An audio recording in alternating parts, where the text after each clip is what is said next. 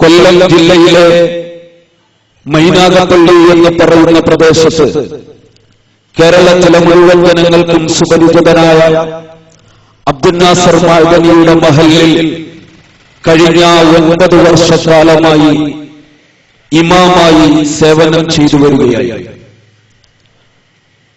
എനിക്ക് പെട്ടെന്ന് ഇങ്ങനെ ഒരു മാറ്റത്തിന് പ്രചോദനമേകിയത് ഞാൻ സേവനം ചെയ്യുന്ന മഹല്ലിന്റെ തൊട്ടടുത്തുള്ള മഹല്ലിൽ നടന്ന ഒരു പ്രഭാഷണ പരിപാടിയായി. എന്റെ മഹല്ലിൽ മുജാഹിദ് പ്രസ്ഥാനമോ അല്ലെങ്കിൽ സുന്നി പ്രവർത്തകർ പരിചയപ്പെടുത്തുന്ന ഏതെങ്കിലും വിധികി സംഘടനകളുടെ പ്രവർത്തകരോ ഇല്ല. ഒരു സുപ്രഭാതത്തിൽ ഞാൻ നമസ്കാരം കഴിഞ്ഞിട്ട് ദിക്റിനും ദുആഇനും വേണ്ടി തിരിഞ്ഞിരിക്കുമ്പോൾ മസ്ബൂഖീങ്ങളായ ഏതാനും ചില ചെറുപ്പക്കാർ സലാം വീട്ടിയതിനു ശേഷം അടുത്ത റക്അത്തിന് വേണ്ടി എഴുന്നേറ്റ് നിൽക്കുമ്പോൾ അവരുടെ കൈകൾ അല്പം മുകളിലേക്ക് കയറിയിരുന്നു.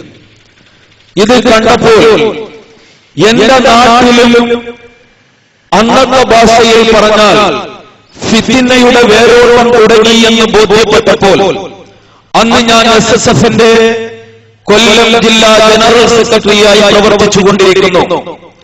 അതിൽ നിന്ന് വിരാമം കുറിക്കുന്നതിന് അല്ലെങ്കിൽ ആ ചെറുപ്പക്കാരെ തിരുത്തിയെടുക്കുന്നതിന് വേണ്ടി അവിടെ എന്റെ സമ്മർദ്ദപ്രകാരം ബഹുമാന്യനായ പേരോട് അബ്ദുൾ റഹ്മാൻ സഖാഫിയുടെ ഒരു പ്രഭാഷണം സംഘടിപ്പിച്ചു.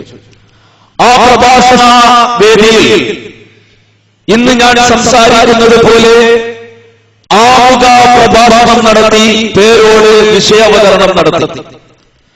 അവിടെ ഇസ്തിഗാസ തവസ്സുൽ വിഷയം അവതരിപ്പിച്ചുകൊണ്ട് പേരോട് സംസാരിക്കുമ്പോൾ ചില കിതാബിന്റെ ഉദ്ധരണികളൊക്കെ പരാമർശിച്ചിട്ട് അല്ലാഹു അല്ലാത്ത വസ്തുക്കളെ വിളിച്ച് പ്രാർത്ഥിക്കാമെന്ന് സ്ഥിരീകരിച്ചുകൊണ്ട് അദ്ദേഹത്തിന്റെ ഭാഷയിൽ പറഞ്ഞാൽ വിശുദ്ധ ഖുർആനിലെ 6666 ആയത്തുകൾ കൊണ്ടും യാ റൗഹ് യാ മുഹീദ്ദീൻ എന്ന് വിളിക്കാമെന്ന് സ്ഥാപിക്കാൻ ഞങ്ങളെ കൊണ്ട് കഴിയുമെന്ന് ഞാനും അദ്ദേഹവും അവിടെ സംസാരിച്ചു. സംസാരം കഴിഞ്ഞു പോയി. ചുരുക്കി പറയുന്നു, ഏതാനും ദിവസങ്ങൾ കഴിഞ്ഞപ്പോൾ എന്റെ പ്രദേശത്ത് ഒരു പോസ്റ്റർ പ്രത്യക്ഷപ്പെട്ടു. പേരോടെ പ്രഭാഷണത്തിന് മുജാഹിദ് ബാലുശ്ശേരിയിൽ മറുപടി പ്രഭാഷണം നടത്തുന്നു എന്ന പോസ്റ്ററായിരുന്നു. അന്നുവരെയും എന്റെ പ്രചരണവും എന്റെ പ്രവർത്തനവും മുജാഹിദിന്റെ പ്രസംഗങ്ങൾ കേൾക്കുവാനോ അവരുടെ ലേഖനങ്ങൾ വായിക്കുവാനോ അവരുമായി വേറെ പങ്കിടുവാനോ പാടില്ല എന്ന് പ്രചരിപ്പിച്ചുകൊണ്ടിരുന്ന ഞാൻ ഈ പ്രസംഗം ഒന്ന് കേൾക്കണമെന്ന് മനസ്സിൽ കുറിച്ചിട്ടു. അപ്പോഴും മനസ്സിലേക്ക് വന്ന ആഗ്രഹം, പ്രസംഗം കേട്ടാൽ വെള്ളിയാഴ്ച ദിവസമെങ്കിലും തറപ്രസംഗത്തിൽ മറുപടി പറയാമല്ലോ, അതുകൊണ്ട് പ്രസംഗം ഒന്ന് കേൾക്കാൻ ഞാൻ തീരുമാനിച്ചു. പ്രസംഗ ദിവസം വേദിയിൽ പോയിരുന്ന പ്രസംഗം കേൾക്കാൻ എന്റെ അന്നത്തെ ഗർവ് എന്നെ അനുവദിച്ചില്ല. ഈ വേദിയിൽ നിന്ന് ഏറ്റവും അവസാനം ഘടിപ്പിച്ചിരിക്കുന്ന ഉച്ചഭാഷണിയുടെ അടുക്കൽ ചെന്നിട്ട് ബൈക്കിൽ ചെന്നു തൊപ്പിയൊക്കെ മാറ്റി പെട്ടെന്ന് ആളെ തിരിച്ചറിയാതിരിക്കുന്നതിന് വേണ്ടി ഈ മനുഷ്യന്റെ പ്രസംഗം ഞാൻ അന്ന് കേട്ടു. അപ്പോൾ അദ്ദേഹത്തിന്റെ പ്രസംഗത്തിൽ പറഞ്ഞു, മുഹീദ്ദീൻ അബ്ദുൽ ഖാദിർ ജീലാനിയെ വിളിക്കണമെന്ന് കുതുബിയത്തിലൂടെ പരാമർശിക്കുമ്പോൾ മുഹീദ്ദീൻ അബ്ദുൽ ഖാദിർ ജീലാനി റഹ്മത്തുള്ളാഹി ഒരിക്കലും ആ പരാമർശം നടത്തിയിട്ടില്ല. അദ്ദേഹത്തിന്റെ സ്വയകൃതിയായ ഫുതൂഹുൽ ഗൈബ്, ഫതുഹുർ റബ്ബാനി തുടങ്ങിയ ചില കൃതികളുണ്ട്. അത് പരിശോധിച്ചാൽ അബ്ദുൽ ഖാദിർ ജീലാനി ഒരു തൗഹീദിന്റെ പ്രബോധകനായിരുന്നു എന്ന് വളരെ വ്യക്തമായി ബോധ്യപ്പെടുമെന്ന് അദ്ദേഹം പറഞ്ഞു. എന്നിട്ട് ഫുതൂഹുൽ ഗൈബിലെയും ഫതുഹുർ റബ്ബാനിയിലെയും ചില ഉദ്ധരണികൾ അദ്ദേഹം അവിടെ സമർപ്പിച്ചു. ഫുതൂഹുൽ ഗൈബിലൂടെ മുഹീദ്ദീൻ അബ്ദുൽ ഖാദിർ ജീലാനി പറഞ്ഞു, ലാ തശ്കുവന ഫീ ഹാലത്തിൽ ബരിയ ഇലാ അഹദിൻ മിൻ ഖൽഖില്ലാഹ്. ഓ പൊന്നുമോനെ, സൃഷ്ടികളിൽ നിന്നും ഒരാളോടും നിന്റെ ആവലാദികളും വേവലാദികളും ബോധിപ്പിക്കരുത് കേട്ടോ. കൈഫ തഖൂലു ലാ ഇലാഹ ഇല്ലല്ലാഹ് വഫീ ഖൽബിക കമ്മില. നിന്റെ ഹൃദയത്തിൽ 1000 വിഗ്രഹങ്ങൾ പ്രതിഷ്ഠിച്ചിട്ട്, നിന്റെ ഹൃദയത്തിൽ ബദരീങ്ങളെ പ്രതിഷ്ഠിച്ചിട്ട്, മമ്പുറങ്ങളെ പോലെയുള്ള ഏർവാടി ശുഹദാക്കളെ പോലെയുള്ള വിഗ്രഹങ്ങളെ പ്രതിഷ്ഠിച്ചിട്ട് ലാ ഇലാഹ ഇല്ലല്ലാഹ് എങ്ങനെ പറയാൻ കഴിയും കൂട്ടരെ? അതുകൊണ്ട് ഇജ്അൽ ഖൽബക മസ്ജിദാ ലാ തദ്ഉ മഅല്ലാഹി അഹദാ. പൊന്നുമോനെ, നിന്റെ ഹൃദയത്തെ ഒരു പള്ളിയാക്കണം കേട്ടോ. എങ്ങനെയുള്ള പള്ളി? ലാ തദ്ഉ മഅല്ലാഹി അഹദാ.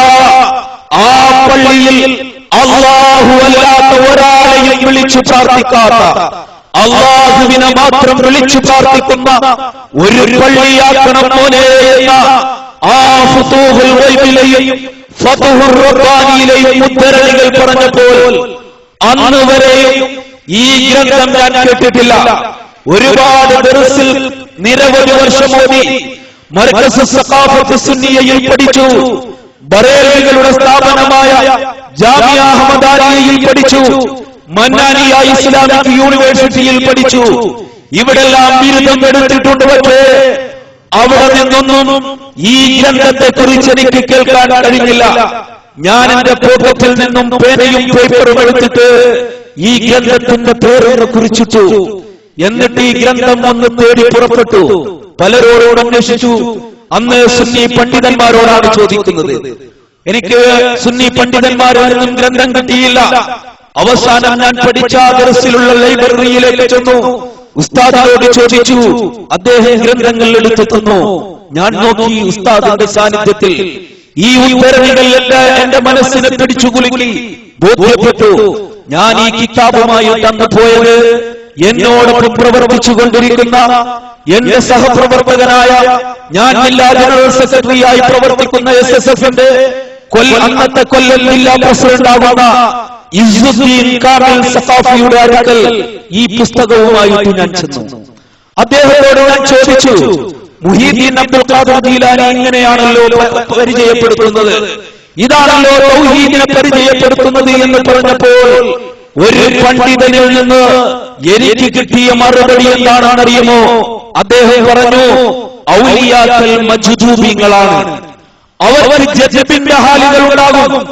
ജദ്ബിന്റെ അവസ്ഥയുണ്ടായാൽ അവർക്ക് ഈ ലോകത്തോട് യാതൊരു ബന്ധവുമില്ല. അപ്പോൾ അവർ എഴുതുന്നതും അവർ പറയുന്നതും എന്താണെന്ന് തന്നെ അവർക്ക് തിരിയുകയില്ല. ഈ ജദ്ബിന്റെ ഹാലിൽ എഴുതിയതാണ് ഫുതൂഹുൽ ഗൈബ്, ഫതുഹുർ റബ്ബാനി. നാം കുത്തുബിയത്ത് സ്വീകരിച്ചാൽ മതി. കുത്തുബിയത്തിൽ പരാമർശിച്ചിരിക്കുന്ന കാര്യങ്ങൾ അദ്ദേഹത്തിന്റെ സ്വയബോധത്തോടുകൂടി എഴുതിയ ഗ്രന്ഥമാണ് എന്ന് ഒരു പണ്ഡിതനിൽ നിന്നാണ് മറുപടി കിട്ടുന്നത്. ഞാൻ അവിടെ അടങ്ങിയിരുന്നില്ല. ഗ്രന്ഥവുമായിട്ട് കാരന്തൂർ മർകസ് സഖാഫത്ത് സുന്നിയയിൽ വന്നു. ശൈഖുനാ കാന്തപുരം ലഭ്യ അബൂബക്കർ മുസ്ലിയാരെ കണ്ടു. ഞാൻ വിഷയം തിരക്കി. അദ്ദേഹം പറഞ്ഞു, ശരി തന്നെയാണ്, ശരിയാണ്, അദ്ദേഹം പറഞ്ഞിട്ടുണ്ട്. പക്ഷേ അതും പറഞ്ഞിട്ടുണ്ട്, രണ്ടും അദ്ദേഹം പറഞ്ഞിട്ടുണ്ട് എന്ന് പറഞ്ഞു. ഇവിടെയാണ് ഞാനൊന്ന് പഠന വിധേയമാക്കാൻ തീരുമാനിച്ചു. നേരത്തെ ഇവിടെ സൂചിപ്പിച്ചതുപോലെ ദർസിൽ പഠിക്കുന്ന കാലഘട്ടത്തിൽ ഫിഖിഹിന്റെ ഓരോ ഗ്രന്ഥങ്ങൾ പരതുമ്പോഴും ഫതുഹുൽ മുഈൻ മുതൽ തുഹഫ വരെയുള്ള ഫിഖിഹിന്റെ കർമ്മശാസ്ത്ര ഗ്രന്ഥങ്ങൾ പരതുമ്പോൾ നമസ്കാരത്തിന് ശേഷമുള്ള പ്രാർത്ഥനയുടെ കാര്യമായാലും അതുപോലെ കൈകെട്ടുന്ന കാര്യമായാലും സുബഹിയുടെ ഖുനൂത്തിന്റെ കാര്യമായാലും എല്ലാം സുന്നി പ്രവർത്തകരാകുന്ന ഞങ്ങൾ ചെയ്തതിന്റെ ഘടകവിരുദ്ധമായി ഗ്രന്ഥങ്ങളിൽ കാണുമ്പോൾ ഉസ്താദിനോട് ചോദിക്കും, ഇതാണല്ലോ കിതാബിൽ കാണുന്നത്, നമ്മൾ ചെയ്യുന്നത് തിരിച്ചുമാണല്ലോ എന്ന് ചോദിക്കുമ്പോൾ അന്ന് ബഹുമാന്യരായ പണ്ഡിതന്മാര് പറഞ്ഞത്, കിതാബിലുള്ളത് അങ്ങനെ തന്നെ, പക്ഷേ നമ്മുടെ പൂർവീകർ ചെയ്തത് ഇങ്ങനെയാണ്, ഇപ്പോൾ ഇങ്ങനെ ചെയ്യുക എന്ന് പറയും. അതനുസരിച്ച് ചെയ്തു വന്നു. പക്ഷേ ഗ്രന്ഥങ്ങൾ പരതിയപ്പോഴാണ് ഞെട്ടിക്കുന്ന ചില യാഥാർത്ഥ്യങ്ങൾ എന്നെ പിടിച്ചു കുലുക്കിക്കൊണ്ടിരുന്നത്. പക്ഷേ SSF വിടുവാനോ സുന്നി പ്രവർത്തനം അവസാനിപ്പിക്കുവാനോ അന്നും ഞാൻ തയ്യാറായില്ല. മറിച്ച് 1997 നവംബർ മാസം 6-ാം തീയതി എന്റെ ജില്ലയിൽ എന്നെ പിടിച്ചുകുലുക്കിയ ചില സംഭവങ്ങൾ ഉണ്ടായിട്ടുണ്ട്. അവിടെ ആദ്യം ഇവിടെ പ്രസംഗിച്ച കൊല്ലം ജില്ലക്കാരനായ ഓച്ചിറ സ്വദേശി യൂസുഫ് സാഹിബ് നദ്വി ഇവിടെ പരാമർശിക്കുകയുണ്ടായി. അവിടെ ഓച്ചിറ എന്ന് പറയുന്ന പ്രദേശത്ത് ഒരു മനുഷ്യൻ കഴിഞ്ഞ കുറെ കാലങ്ങളായിട്ട് ഇങ്ങനെ ചുറ്റി നടക്കാറ് പതിവുണ്ട്. ഓരോ കടകളുടെ മുന്നിലേക്കും ചെന്നിട്ട് വെള്ളം കോരി കൊടുക്കും, 2 രൂപ വാങ്ങിക്കും. എന്നിട്ട് വൈകുന്നേരമാകുമ്പോൾ ഓച്ചിറ ക്ഷേത്രത്തിന്റെ വരാന്തയിൽ പോയിട്ട് ഈ മനുഷ്യൻ വിശ്രമിച്ചുകൊണ്ടിരിക്കും. ഓച്ചിറയിലെ ക്ഷേത്രത്തിന്റെ വരാന്തയിൽ അതിന്റെ ഫ്രണ്ടിൽ ഇദ്ദേഹത്തെ കാണുമായിരുന്നു. ഈ മനുഷ്യന്റെ വലത് കൈയിന്റെ മുട്ടിന് താഴെ ഇവിടുത്തെ ഹൈന്ദവ സഹോദരങ്ങൾ ആരാധിക്കുന്ന ചില ദേവിമാരുടെ പടം പച്ചകുത്തിയിരുന്നു. ഞാൻ നേരെ ദർശിച്ചിട്ടുണ്ട്. ഈ മനുഷ്യന് രോഗം ബാധിച്ചു. രോഗമുണ്ടായി. ക്ഷേത്രത്തോട് ചേർന്ന് താമസിക്കുന്ന ഒരു മുസ്ലിം സ്ത്രീ ഇദ്ദേഹത്തെ വിളിച്ചു അവരുടെ വീട്ടിലേക്ക് കൊണ്ടുപോയി. എന്നിട്ട് ചില പ്രചരണങ്ങൾ നടത്തി. ഈ മനുഷ്യൻ അല്ലാഹുവിന്റെ വലിയാണ് എന്ന് എന്തോ ദുഷ്ടലാക്കോടുകൂടി സാമ്പത്തിക ചൂഷണം മുന്നിൽ കണ്ടുകൊണ്ട് ഈ സ്ത്രീ ചില ഏജന്റുമാരെ വെച്ചുകൊണ്ട് പ്രചരണം തുടങ്ങി. ചുരുക്കി പറയുന്നു, ശേഷം ഈ മനുഷ്യൻ ഒരു ഒക്ടോബർ മാസം 1997 ഒക്ടോബർ 14-ാം തീയതി 7 മണിക്ക് വൈകിട്ട് 7 മണിക്ക് ഈ മനുഷ്യൻ മരണപ്പെടുകയാണ്. മരണപ്പെട്ടപ്പോൾ ഈ സ്ത്രീ, ഈ മുസ്ലിം വനിത അവരുടെ വീട്ടിന്റെ മുന്നിൽ ഇദ്ദേഹത്തിന്റെ ശ്മശാനം ഒരുക്കാൻ തീരുമാനിച്ചു. വിവരം മുസ്ലിം മഹല്ല് കമ്മിറ്റിയിൽ അറിഞ്ഞു. അവര് വന്നിട്ട് പറഞ്ഞു, ഇല്ല, ഇദ്ദേഹത്തെ ഇവിടെ അടക്കാൻ പറ്റുകയില്ല. ഇദ്ദേഹം മഹാനായ മനുഷ്യനാണ്, ഞങ്ങളുടെ വലിയാണ്, ഞങ്ങളുടെ പള്ളിയുടെ മുന്നിലാണ് അദ്ദേഹത്തിന്റെ ഖബർ ഉണ്ടാകേണ്ടത്. അതുകൊണ്ട് അവിടെ അടക്കാൻ, അവിടെ ശ്മശാനം ഒരുക്കുവാൻ ഞങ്ങൾ തീരുമാനിച്ചിരിക്കുന്നു എന്ന് പറഞ്ഞു. വിവരമറിഞ്ഞു. ഓച്ചിറയിലെ ക്ഷേത്ര കമ്മിറ്റി ഭാരവാഹികൾ വന്നിട്ട് പറഞ്ഞു, ഇല്ല കൂട്ടരെ, നിങ്ങൾ പറയുന്ന മനുഷ്യനല്ല ഇദ്ദേഹം ഞങ്ങളുടെ കുപ്പസ്വാമിയാണ്. കുറെ കാലങ്ങളായിട്ട് ഞങ്ങളുടെ ക്ഷേത്രത്തിൽ ഈ ഓച്ചിറയുടെ അനുഗ്രഹമായിക്കൊണ്ട് ക്ഷേത്രത്തിൽ ഞങ്ങൾക്ക് നേതൃത്വം നൽകിക്കൊണ്ടിരിക്കുന്ന കുപ്പസ്വാമിയാണ്. ഇദ്ദേഹം കുപ്പകളും വാരിക്കൊണ്ടാണ് നടക്കാറുള്ളത്. അതുകൊണ്ട് അവർ പേരിട്ടു, കുപ്പസ്വാമി എന്ന് പേരിട്ടു. ഈ മനുഷ്യന്റെ പോസ്റ്ററുകൾ ക്ഷേത്ര കമ്മിറ്റി അടിച്ചിറക്കി. നഗ്നമായിട്ട് ഈ മനുഷ്യൻ ഇരിക്കുന്ന ഫോട്ടോ ക്ഷേത്ര കമ്മിറ്റി പുറത്തിറക്കി. എന്നിട്ട് ഈ ഘട്ടത്തില് അവിടെ ഒരു വർഗീയ ലഹളയുണ്ടാകുന്ന അവസ്ഥയുണ്ടാവുകയാണ്. മുസ്ലിം കമ്മിറ്റി ഒരു ഭാഗത്ത്, മറുഭാഗത്ത് ക്ഷേത്ര കമ്മിറ്റി പിടിവലിയാവുന്ന ഘട്ടമുണ്ടാകുന്നു. വർഗീയ ലഹളയിലേക്ക് കൊല്ലം ജില്ല മാറുന്ന ഒരു ഘട്ടമുണ്ടായപ്പോൾ അവിടുത്തെ ഹൈന്ദവനായ ഡിവൈഎസ്പി, അന്നത്തെ SSFന്റെ ജില്ലാ ജനറൽ സെക്രട്ടറി ആവുന്ന എന്നെയും അതുപോലെ മഹല്ല് ഭാരവാഹികളെയും ക്ഷേത്ര സംരക്ഷണ കമ്മിറ്റി ഭാരവാഹികളെയും കൂടി പോലീസ് സ്റ്റേഷനിലേക്ക് വിളിച്ചിട്ട് അവിടെ വെച്ചൊരു ചർച്ച നടത്തി. അദ്ദേഹം ഹൈന്ദവ സുഹൃത്തുക്കളോട് ചോദിച്ചു, ഒരു ഹിന്ദുവായ മനുഷ്യനായിക്കോട്ടെ, അദ്ദേഹം ചത്തുപോയല്ലോ, അദ്ദേഹം മരിച്ചുപോയല്ലോ, ഇനി ഈ ശവത്തിന്റെ പിന്നാലെ നിങ്ങൾ പോകുന്നത് എന്തിനാണ്? ആരെങ്കിലും കുഴിച്ചിടട്ടെ എന്ന് ഹൈന്ദവനായ ഡിവൈഎസ്പി എന്റെ സാന്നിധ്യത്തിൽ ചോദിച്ചു. ഞാൻ മുസ്ലിം മഹല്ല് ഭാരവാഹികളെ തിരുത്തുവാൻ വേണ്ടി ശ്രമിച്ചു. പക്ഷെ അവർ വിട്ടുകൊടുക്കാൻ തയ്യാറായില്ല. അങ്ങനെ ക്ഷേത്ര കമ്മിറ്റി പിന്തിരിഞ്ഞു. പോലീസ് ഉദ്യോഗസ്ഥന്റെ വാക്ക് കേട്ടിട്ട് അവർ പിന്തിരിഞ്ഞു. ഈ മനുഷ്യനെ ആദരവോടുകൂടി കൊണ്ടുവന്നിട്ട് ആയിരക്കണക്കിന് വരുന്ന സുന്നി പ്രവർത്തകരുടെ സാന്നിധ്യത്തിൽ ആ മനുഷ്യന്റെ മയ്യത്ത് നമസ്കാരം ഓച്ചിറ പള്ളിയുടെ അകത്തളത്തിൽ വെച്ച് നടന്നു. എന്നിട്ട് ആ പള്ളിയുടെ മുന്നിൽ മണ്ണിൽ ഇദ്ദേഹത്തിന്റെ ഖബർ സ്ഥാപിച്ച ഘട്ടത്തില് ഞാൻ അവിടെ നിന്നുകൊണ്ട് SSF-ന്റെയും SYS-ന്റെയും എല്ലാ നേതാക്കളോടും എനിക്ക് ബോധ്യപ്പെട്ട എന്റെ നാട്ടിൽ നടന്ന ഈ ഭീകരമായ ദൃശ്യത്തെ കുറിച്ച് അവരെ ഞാൻ പരിചയപ്പെടുത്തി. പക്ഷേ എനിക്ക് ശേഷമുണ്ടായത് ഞെട്ടിക്കുന്ന ഒരു വാർത്തയാണ് കേൾക്കാൻ കഴിഞ്ഞത്. അവിടെ ഒരു മഖ്ബറയുണ്ടായിട്ട് നല്ല ഒരു ബിൽഡിംഗ് കെട്ടിപ്പടുത്തിട്ട് മഖ്ബറയുടെ ഉദ്ഘാടന കർമ്മം നിശ്ചയിച്ചു. ആരാണ് ഉദ്ഘാടനം ചെയ്യാൻ വന്നതെന്നറിയുമോ? സാക്ഷാൽ എന്റെ ഉസ്താദ് കൂടിയായ കാന്തപുരം AP അബൂബക്കർ മുസ്ലിയാർ ശൈഖുന കാന്തപുരമായിരുന്നു ആ മഖ്ബറ ഉദ്ഘാടനം ചെയ്യാൻ വന്നത്. അദ്ദേഹം വരുന്നു എന്നറിഞ്ഞപ്പോൾ അതിന് മുന്നേയുള്ള ദിവസങ്ങളിലെല്ലാം ഞാൻ മർകസ് സഖാഫത്ത് സുന്നിയയിൽ ഫോൺ ചെയ്തു. അദ്ദേഹത്തോട് പറഞ്ഞു, ഉസ്താദേ വരരുത്, കാരണം ഇദ്ദേഹം ഹൈന്ദവരായ മനുഷ്യരാണ്. മരണപ്പെട്ടതിന്റെ പിറ്റേ ദിവസം കേരളത്തിലെ എല്ലാ പത്രങ്ങളിലും ഇദ്ദേഹത്തിന്റെ നഗ്നമായിട്ടിരിക്കുന്ന ഫോട്ടോ അടിച്ചിട്ട് പുറത്തേക്ക് വന്നു. പത്രക്കാർക്കൊരു വാർത്തയായി. കാരണം ഒരു ഭ്രാന്തനായ ഹൈന്ദവനായ ഒരു മനുഷ്യന്റെ ഭൗതിക ശരീരം ഒരു മുസ്ലിം പള്ളിയുടെ മുന്നില് ആദരവോടുകൂടി മറമാടുന്ന ഭീകരരെണ്ണം കിട്ടിയപ്പോൾ പത്രക്കാർക്ക് വാർത്തയായി. പത്രങ്ങൾ പുറത്തുവിട്ടു. തമിഴ്നാട്ടിലും ഫോട്ടോയെത്തി. 2 ദിവസം കഴിഞ്ഞപ്പോൾ തമിഴ്നാട്ടിൽ നിന്ന് കൊല്ലം ജില്ലയിലേക്ക് ഒരു പോലീസ് വാനില് 8 സഹോദരങ്ങൾ വന്നു. 8 തമിഴ്നാട്ടിലെ സുഹൃത്തുക്കൾ വന്നു. അവര് വന്നിട്ട് പറഞ്ഞു, കഴിഞ്ഞ 15 വർഷമായിട്ട് ഞങ്ങളുടെ പിതാവിനെ കാണാനില്ലായിരുന്നു. അദ്ദേഹത്തെ തിരയുകയായിരുന്നു ഞങ്ങൾ. അദ്ദേഹത്തിന് തലയ്ക്ക് ഭ്രാന്ത് ബാധിച്ചു, മാനസിക രോഗിയായിരുന്നു. പല ഭാഗത്തും ഞങ്ങൾ തിരഞ്ഞു നോക്കി, പക്ഷേ അദ്ദേഹത്തെ കണ്ടുകിട്ടിയില്ല.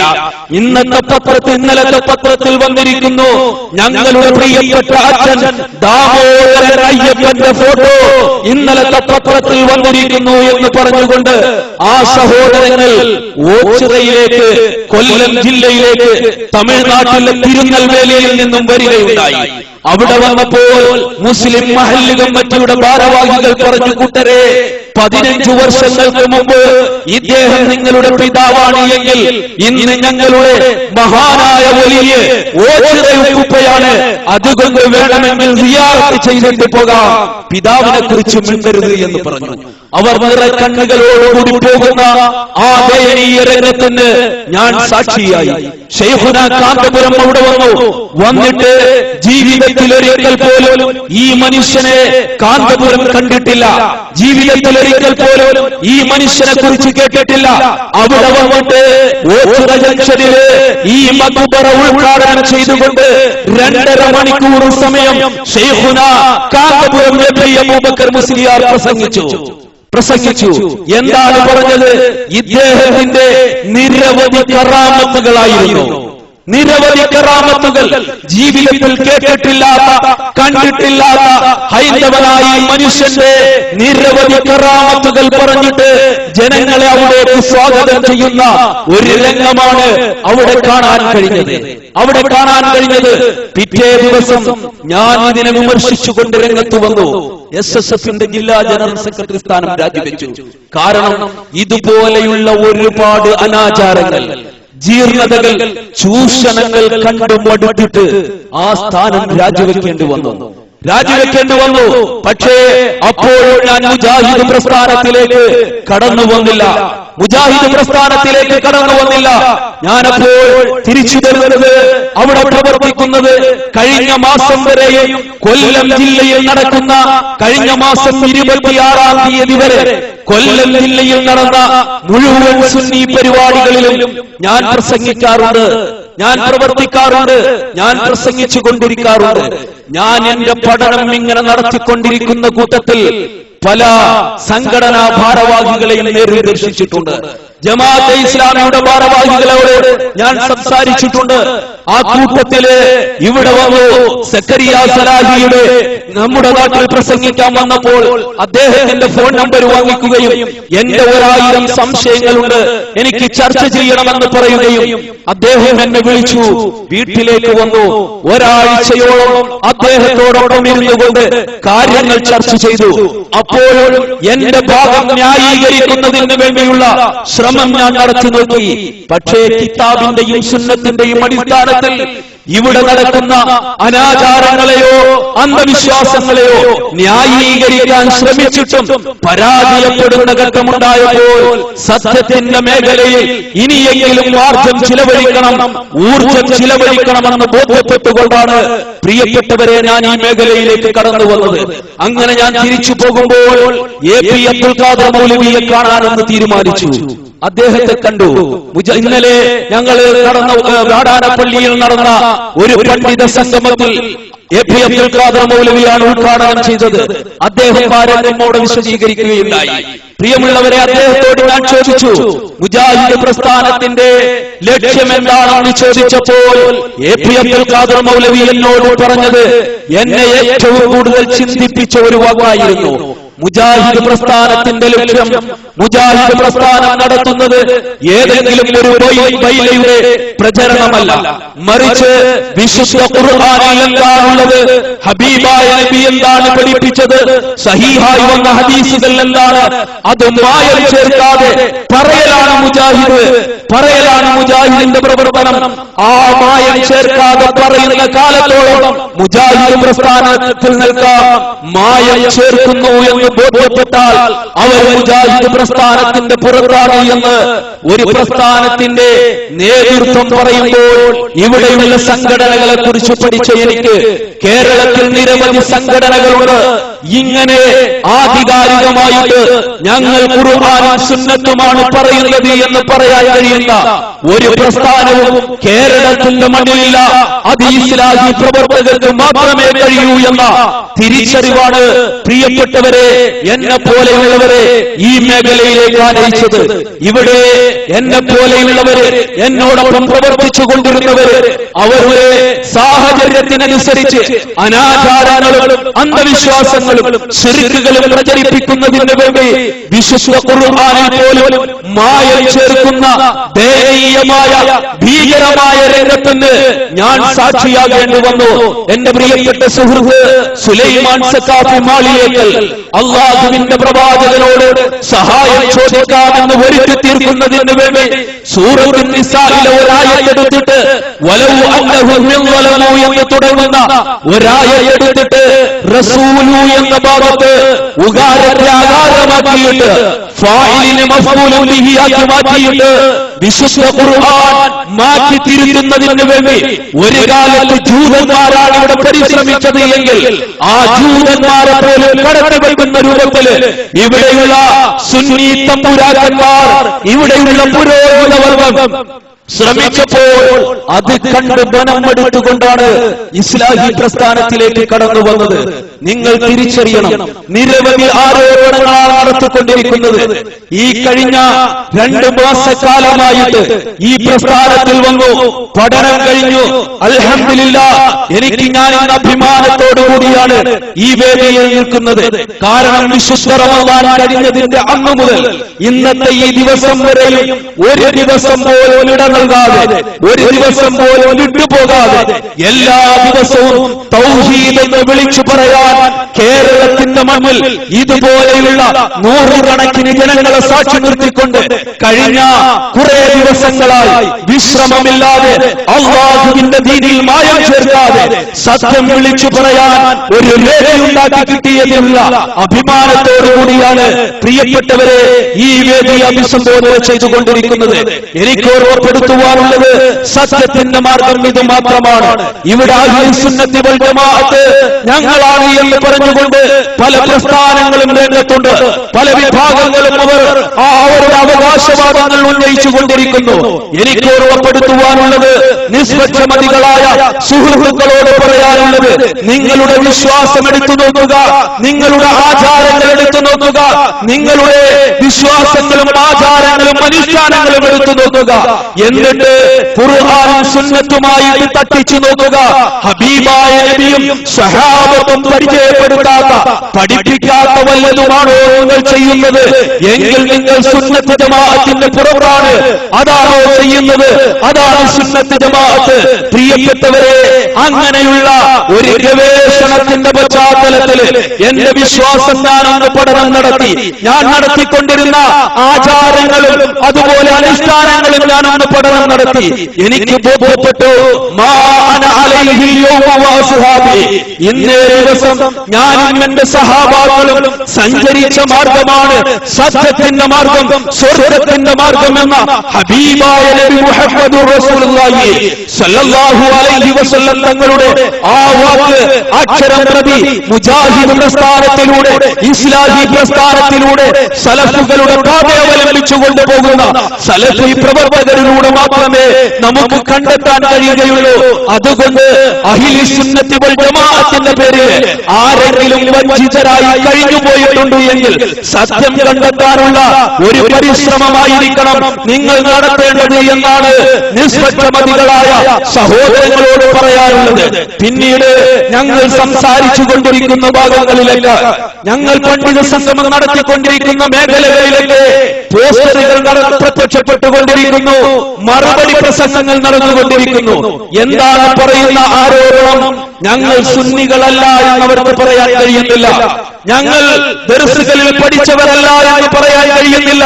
പിന്നെ നടത്തുന്ന ആരോപണം എന്താ? ലക്ഷക്കണക്കിന് രൂപ കൊടുത്തിട്ടാണ് മുജാഹിദ് പ്രസ്ഥാനം പണ്ഡിതന്മാരെ വിലക്കെടുത്തിരിക്കുന്നത് എന്ന് നാടുകളിലെ ഇവിടെയുള്ള സഖാഫിമാര് മൈക്ക് കെട്ടിയിട്ട് പണ്ഡിതന്മാർ പ്രസംഗിച്ചിട്ട് പോകുമ്പോൾ അവിടെ പ്രഭാഷണം നടത്തിക്കൊണ്ടിരിക്കുകയാണ്. ഞങ്ങൾക്ക് വളരെ അഭിമാനത്തോടുകൂടി പറയാനുള്ളത്, ഞങ്ങൾ ഈ മേഖലയിലേക്ക് തിരിച്ചു വന്നത് ലക്ഷ്യങ്ങൾ കണ്ടിട്ടല്ല, ലക്ഷ്യങ്ങൾ കണ്ടിട്ടാണ് എന്നാണ് അത്തരക്കാരോട് ഓർമ്മപ്പെടുത്തുവാനുള്ളത്. വിശുദ്ധ ഖുർആനിന്റെയും തിരുസുന്നത്തിന്റെയും അടിസ്ഥാനത്തിലുള്ള ലക്ഷ്യങ്ങൾ ഈ പ്രസ്ഥാനത്തിന്റെ ഭാഗത്ത് മാത്രമാണ് എന്ന തിരിച്ചറിവാണ് കൂട്ടരെ ഞങ്ങളെ ഈ മേഖലയിലേക്ക് നയിച്ചത് എന്ന് വളരെ അഭിമാനത്തോടുകൂടി അത്തരക്കാരെ ഞങ്ങൾ ഓർമ്മപ്പെടുത്തുകയാണ്.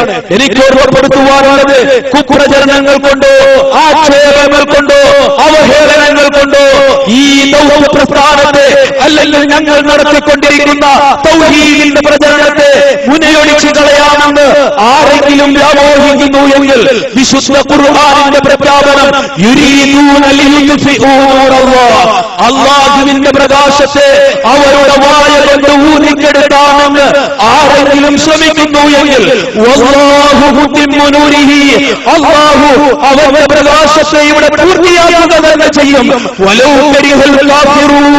സത്യത്തിനെതിരെ നിൽക്കുന്നവർ, ശിർക്ക് ചെയ്യുന്നവർ സംഘടിച്ചുകൊണ്ട് അവർക്ക് വിയോജിപ്പായാലും അവർക്ക് അഭിപ്രായ വ്യത്യാസമുണ്ടായാലും അല്ലാഹു അവരുടെ പ്രകാശത്തെ ഇവിടെ നിലനിർത്തുമെന്ന അല്ലാഹുവിന്റെ പ്രഖ്യാപനമാണ് അത്തരക്കാരോട് ഓർമ്മപ്പെടുത്താനുള്ളത് എന്ന് ഈ വൈകിയ വേളയെ, ഈ രാത്രിയെ സാക്ഷി നിർത്തിക്കൊണ്ട് അവരോട് ഓർമ്മപ്പെടുത്തുകയാണ്. അതുകൊണ്ട് സത്യത്തെ കണ്ടെത്താൻ പ്രിയപ്പെട്ട സുഹൃത്തുക്കളെ നിങ്ങൾ തയ്യാറാകണമെന്ന് മാത്രം പറഞ്ഞുകൊണ്ട് ഞാൻ എന്റെ വാക്കുകൾക്ക് വിരാമം കുറിക്കുന്നു.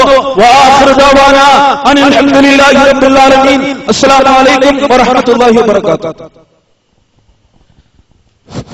സൂര്യനെ കാർമേഘങ്ങൾ മറഞ്ഞു നിന്ന് ഇരുട്ട് വന്നാൽ രാത്രി എന്ന് വിളിച്ചു പറയുന്നവരെ നമുക്ക് സഹിക്കാം.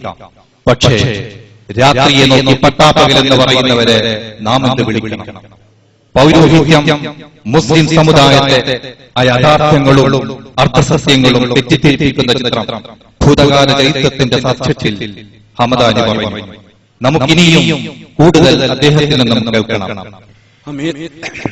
ഹമീദ് ഉസ്താദ് പ്രസംഗിക്കുന്നതിന് മുമ്പ് നിങ്ങളോട് പങ്കുവെക്കേണ്ട ഒരു സന്തോഷ വാർത്തയുണ്ട്. നേരത്തെ ഇവിടെ പ്രസംഗിച്ചപ്പോ ഫൈസി സൂചിപ്പിച്ചു, ആറ്റിങ്ങൽ മുഖാമുഖത്തിൽ ഒരു മൗലവി, ഒരു സുന്നി പ്രവർത്തകൻ പേരോട് അബ്ദുറഹ്മാൻ സഖാഫിയോട് സ്ത്രീധനവുമായി ബന്ധപ്പെട്ടുകൊണ്ട് നടത്തിയ ഒരു ചോദ്യം. മർമ്മപ്രധാനമായ ചോദ്യമാണ്. അതായത് ഇസ്ലാം നിഷ്കർഷിക്കുന്ന മഹത്തായ മഹർ സമ്പ്രദായം ഇവിടെ ഉണ്ടായിരിക്കെ ഇസ്ലാമുമായി പുലബന്ധം പോലുമില്ലാത്ത ഈ സ്ത്രീധന സമ്പ്രദായത്തിൽ കൊട്ടിഘോഷിച്ചുകൊണ്ട് അതിന് ചില മുടന്ത ന്യായങ്ങൾ ഉന്നയിച്ച് അതിന് പഴുതു കണ്ടെത്താൻ ശ്രമിക്കുക മാത്രമല്ലേ, നേരെ മറിച്ച് പണ്ഡിതധർമ്മം ഒരു സമൂഹത്തിൽ ഇത്തരം അനാചാരങ്ങൾ ഉണ്ടാകുമ്പോൾ പണ്ഡിതന്മാർ അവരുടെ കടമ നിർവഹിക്കുകയല്ലേ ചെയ്യേണ്ടത്? ഒരു സമൂഹത്തിൽ പണ്ഡിതന്മാരും ഭരണകർത്താക്കളും നല്ലവരാകുമ്പോൾ അവരവരുടെ കടമ നിർവഹിക്കപ്പെടുമ്പോൾ ആ സമൂഹം ഉത്തമ സമൂഹമായി മാറുമെന്ന് തിരുനബി സല്ലല്ലാഹു അലൈഹി വസല്ലം പ്രഖ്യാപിച്ചിട്ടില്ലേ? അതുകൊണ്ട് തന്നെ ഈ അനാചാരം നടക്കുമ്പോൾ അല്ലെങ്കിൽ മോശമായ അല്ലെങ്കിൽ മാന്യതയ്ക്ക് നിരക്കാത്ത ഈ സംഭവം നടക്കുമ്പോൾ അൽ ഫാത്തിഹ പറയുന്നതിന് പകരം ആദ്യമായി അല്ലെങ്കിൽ അത് നടന്നതിന് ശേഷം സുഹൃത്തെ ഇത്തരം പരിപാടി നിങ്ങൾ നിർത്തിവെക്കുക.